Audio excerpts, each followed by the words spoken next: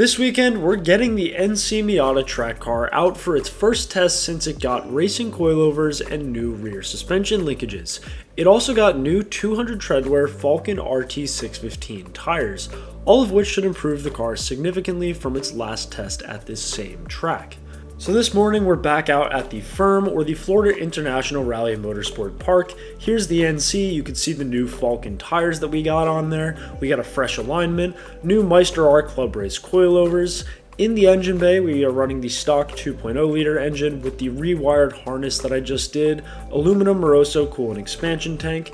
I got Motul RBF 600 racing brake fluid in there. That's always great for track use. Stainless steel brake lines and clutch line. Hawk DTC 60 brake pads, and the rear suspension has just been rebuilt.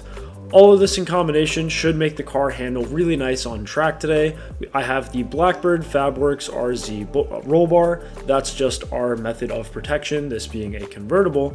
But I think it's going to be a fun day. There's a lot of cool cars at the track today, and this track's super tight and twisty and caters to a car like the NC.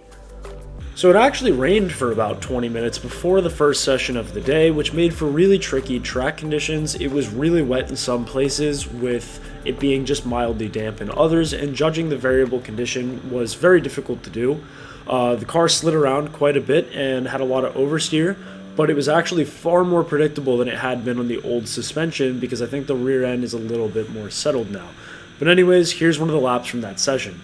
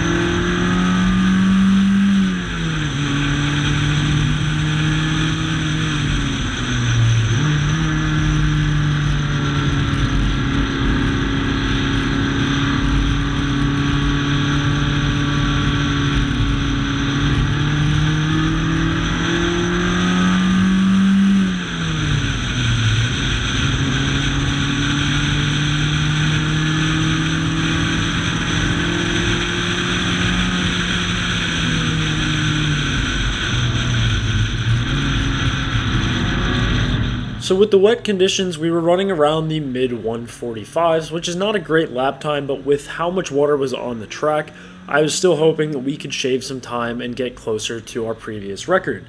Prior to this, in the first time that we had the car out at this track, it had ran just short of a 140. I think it was a high 138, maybe a low 139, and the goal was to try and come out here and beat that with the new suspension setup and everything today.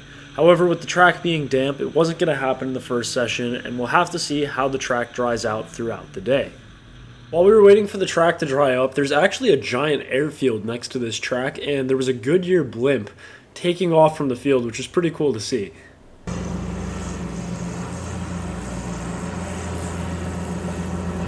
So here's actually the fastest lap of the day. The track had dried out a significant amount, but was certainly still holding some water.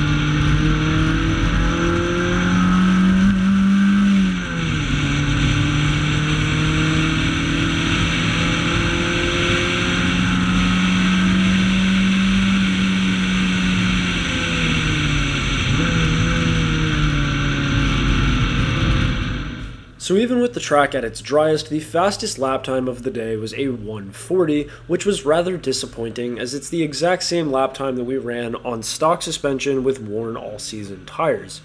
The only plausible explanation for this is that the track had still been holding enough water to significantly reduce grip. And that's something that I could kind of feel from the driver's seat. The front end wasn't as sharp as usual on turn-in, and it felt like I had to wait a while for the car to rotate mid-corner. Overall though, the car did feel a lot tighter and much easier to control when experiencing something like oversteer.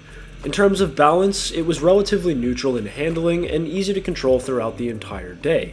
So a lot of good takeaways from the day, just unfortunate that we couldn't extract the lap time that the car has into it due to the track conditions. So we'll have to get it back out there when it's properly dry and see what the car can actually do.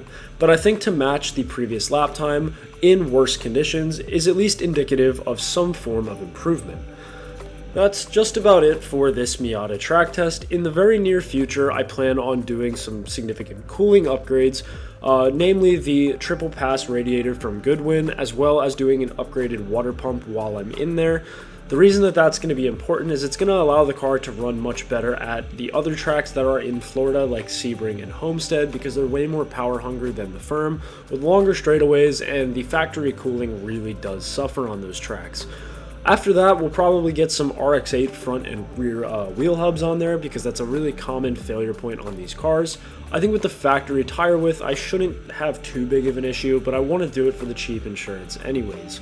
So that's going to be just about it for today's video. Thank you for watching and have a great day.